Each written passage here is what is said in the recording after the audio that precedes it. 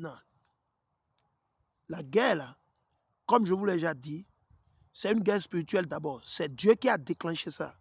C'est Dieu qui a bougé les pions de l'échiquier ou les pions de dame. Qui a convoqué les anges sataniques pour convaincre Donald Trump et Benjamin Netanyahu à aller attaquer l'Iran.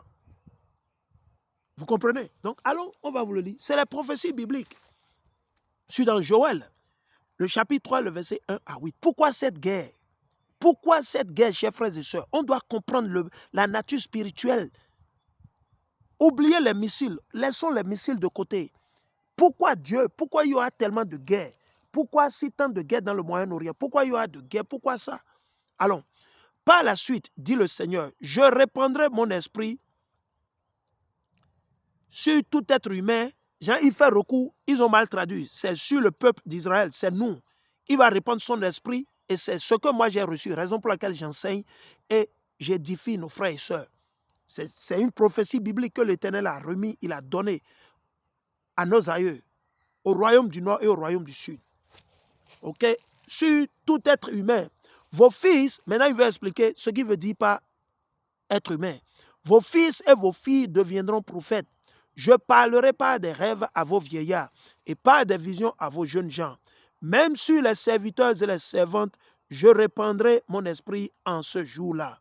Je susciterai des phénomènes extraordinaires. Imaginez, il y aura des trucs pas possibles que vous n'avez jamais vus dans votre vie. Vous voyez? Il dit, dans le ciel et sur la terre, il y aura du sang, du feu et des nuages de fumée. Le soleil deviendra obscur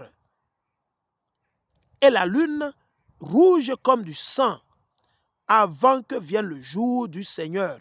Ce jour grand et redoutable. Alors, quiconque fera appel au Seigneur sera sauvé. Est-ce que vous écoutez très bien? Vous qui faites appel au phare, vous allez consulter le phare, vous consultez le gris-gris, vous allez faire le gris-gris, les trucs.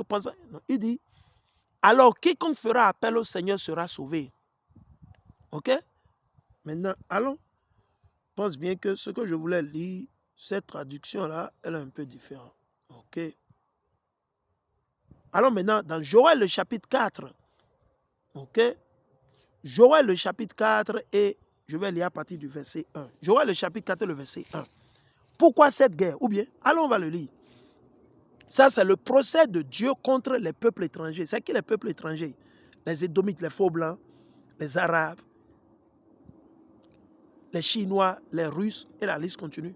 C'est-à-dire, c'est quiconque n'est pas israélite. Si vous n'êtes pas israélite, vous êtes considéré comme un peuple étranger. En ce temps-là, dit le Seigneur, je rétablirai Juda. C'est qui Juda? Ceux-là qu'on appelle communément les Noirs, les Nègres. Et Jérusalem dans leur ancienne situation. C'est là, vous savez que ces gens qui disent qu'ils sont les Juifs, c'est les imposteurs. Si c'était eux, écoutez, c'est Dieu qui devait les ramener et non eux-mêmes. Mais eux qui les a ramenés là, c'est leurs frères britanniques et leurs frères américains. Ok? La déclaration de Balfour. La déclaration de Balfour. Ok? Il dit, je rassemblerai les peuples étrangers. Je les ferai tous descendre dans la vallée nommée le Seigneur juge. Imaginez. Là, je les appellerai en jugement pour tout ce qu'ils ont fait à Israël. Le peuple qui m'appartient, ce n'est pas le pays israélien. Ici, il parle d'un peuple. C'est nous le peuple. Qu'est-ce qu'ils nous ont fait? Ils nous ont tués. Ils nous ont imposé l'islam et le christianisme. Ils nous ont imposé la démocratie. Ils nous ont imposé l'esclavage. Parce qu'ils savaient que nous étions au milieu du péché. Ils ont profité à cause de nos péchés. Ok? Ils l'ont dispersé parmi des nations étrangères. Ah bon, comment? L'esclavage. Ils nous ont dispersés. Pourquoi l'Éternel veut les amener et les exterminer, les tuer, les envoyer en enfer? Pourquoi? Parce qu'ils ont fait quoi? Ils l'ont dispersé parmi des nations et se sont partagés mon pays. Qu'est-ce qu'ils ont fait? Les faux blancs, les arabes, les Philistins, tout ça là, ils ont partagé la terre promise, la terre que Dieu nous a promis, la terre que Dieu a promis à nos aïeux, Abraham, Isaac et Jacob. C'est pour ça, c'est que c'est nécessaire qu'il y ait cette guerre. Le jugement vient de commencer encore. Le jugement vient de commencer et ça ira à un niveau exponentiel. Écoutez, ils se sont partagés mon pays. Ils ont partagé notre territoire. Qui? Ces faux blancs, ces arabes et les autres nations. Ils se sont répartis des gens de mon peuple par tirage au sort. Ils ont vendu des garçons pour pouvoir se payer des prostituées. C'est ce que les arabes et les faux blancs ils ont fait. Et ils ont vendu des filles pour se payer du vin. Vous, en particulier, ville de Tyr et de Sidon, et vous tous, les territoires philistins, que me voulez-vous? Voulez-vous prendre une revanche sur moi? Si telle est votre intention, je ne tarderai pas à vous rendre coup par coup. Et c'est ce qui est en train de se passer actuellement. Coup par coup.